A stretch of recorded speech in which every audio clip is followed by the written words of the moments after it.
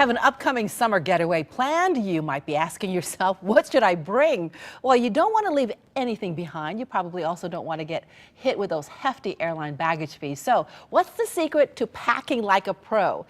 Well, we decided we needed to ask Howard Schwartz of the Connecticut Better Business Bureau, and he's here to share some tips. Welcome back, Howard. It's always good to have you. All right, these airlines, they make millions, right, off these baggage fees? Yes, it's very lucrative, and it's changed the pricing structure. It's not just airlines, hotels add fees as well, but the baggage fees, we're getting to the point where we have to pay for food as well, and they can add up. You're talking about $25 for the first check bag, $35 for the second check bag, and as much as $75 for each additional bag, or if your bag is overweight. So there are many motivations for power packing. And which is why a lot of people just they choose to bring a carry-on suitcase, correct? Yes, you're allowed to carry on one suitcase and one item, a personal belonging, and that can be a backpack, it can be a purse or a beach bag. I like a backpack because you can throw a bunch of things in there, including magazines, electronics, books, and then empty them in the hotel room and use that to carry your stuff around once you're at the destination. Oh, good idea. But you have to make sure that your carry-on is the right size. That's right. This one is 10 years old, so it was before they were very rigid in terms of the rules, but they have those things that you can size them at the airport, and when you buy the bag, they'll be able to tell you whether or not it's airplane friendly. And of course you have compressible bags or expandable ones. Okay, so what do you do? Do you actually carry on, or do you check in a bag? The only time I check on a bag is if I've got a lot of things to carry, like scuba diving. But other than that, if I'm visiting somewhere, one carry-on and that backpack. And I was skeptical at first. Oh, okay, so why is that though? Why do you do this now? Because I avoid the baggage fees. I can keep an eye on my belongings. They're close at hand. Things like medication and electronics. It's shorter to go through security, as well as the fact it lightens the load in the airport. Absolutely, and you know how to pack light now. You're going to show us how to do this, but there's a reason why you pack light now. There is. I was rescued. I found out about this before I was a professional traveler. Some flight attendants were watching me power packing, but power packing meaning using all of the power and strength I could to put my stuff back into a bag in the reception area when I was checking out. And one of them was nice enough to tap me on the shoulder, and she said, roll it up and check the TSA site, and they'll tell you how to layer it properly. You're supposed to do layers, for example, shoes and then clothes and electronics on top, and that way you go through security faster.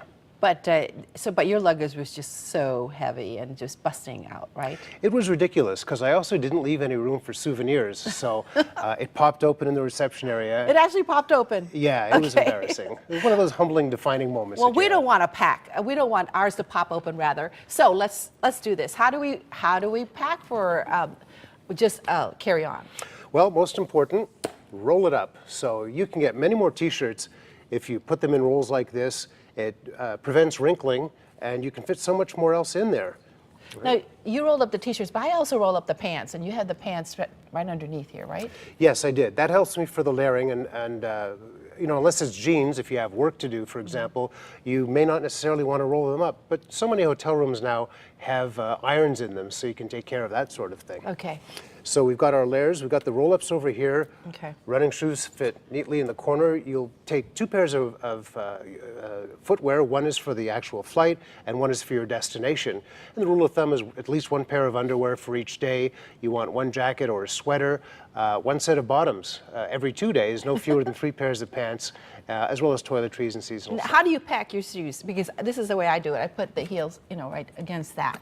And put it like this. This is how I pack my shoes. Is that all right? That's wonderful. I find, and this is personal choice, that if you put them together like this and just squeeze them, of course, it's going to be different for men and women. We have bigger shoes, heavier shoes. We carry more shoes. Yeah. We pack a little more than you guys do. All right, so you also say use packing aids. Use packing aids, compression bags. There are fabric bags made out of mesh to reduce the weight, and so you can tell exactly what you've got in there.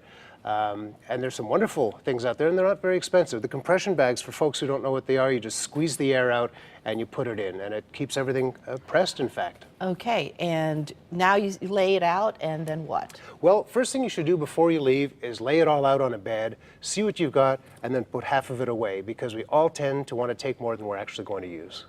Well, I know, but that's a lot easier for a guy. You're right. For women, we need certain certain things that we want to keep. Obviously, we carry a little more shoes, I think. When you're looking at $50 to $150 in excess baggage fees each way, it's worth the trouble. And So that's the thing we need to think about when we're packing. well, also pulling it through the airport. I don't know about you, but I don't like carrying it.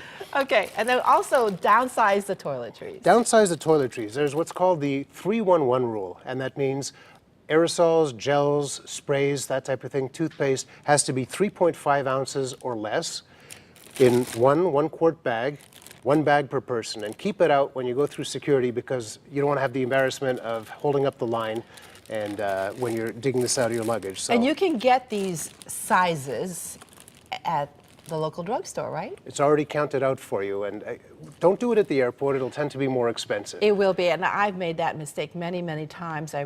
The size was too big, and I would have to throw it away. And right there, right in front of the security guards, I always like, oh gosh, I just forgot. No, you got to get rid of it.